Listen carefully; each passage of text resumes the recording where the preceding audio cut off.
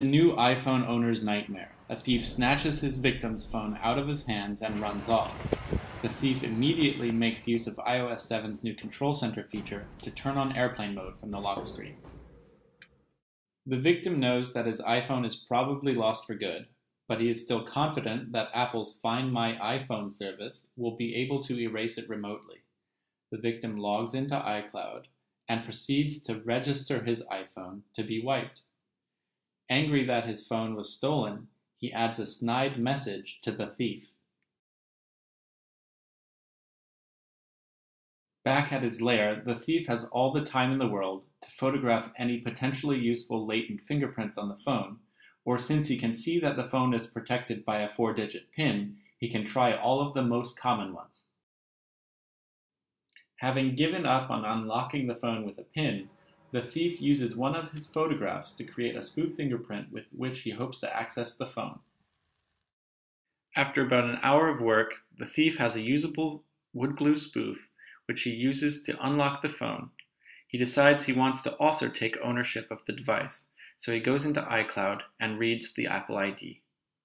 Knowing that most people grant their iPhones access not only to their everyday email accounts, but also to any secondary email addresses they might have, the thief uses Apple's password reset function to send a reset token to himself on the victim's device. To receive this token, the thief must allow the iPhone to connect to the internet just long enough to receive email, but not long enough to be wiped by Apple. This has been possible 5 times in a row on the same phone.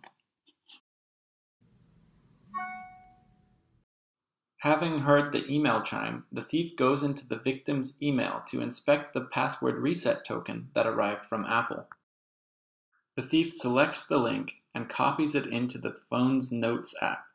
From there, he can transcribe the URL into the browser on his laptop. With the valid password reset token from Apple, the thief is able to set his own password for the victim's Apple ID. This gives him complete control of the victim's iCloud and iTunes account, along with any other Apple services tied to this credential. From the Find My iPhone service, the thief is able to remove the iPhone from the victim's account, which allows him to reactivate the victim's device under new ownership. There is, however, still an erase flag on the device. Having taken ownership of the victim's iCloud account, however, the thief knows that even with iOS 7's new activation lock feature, he will have no trouble taking ownership of the device as well. He connects the phone to the internet and waits for it to be wiped. On the freshly erased iPhone, the thief sees the snide message from the victim and decides to restore the device from his newly hijacked iCloud account so that he can milk the victim's iPhone for all it's worth.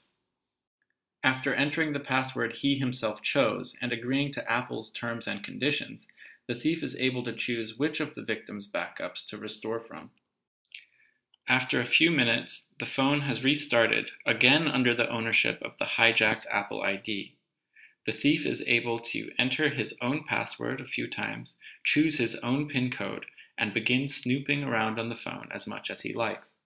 In this case, the thief decides to snoop around in the victim's Gmail account. Using the iPhone's privileges, the thief is determined to mount a social engineering attack and writes an email to the contact labeled Mom in the victim's contacts. As if that weren't invasive enough, the thief decides to see if he can leverage the iPhone SIM card to escalate his privileges and completely hijack the victim's Gmail account, locking the real owner out forever. With the iPhone's phone number, all he has to do is wait for the password reset code to arrive via SMS.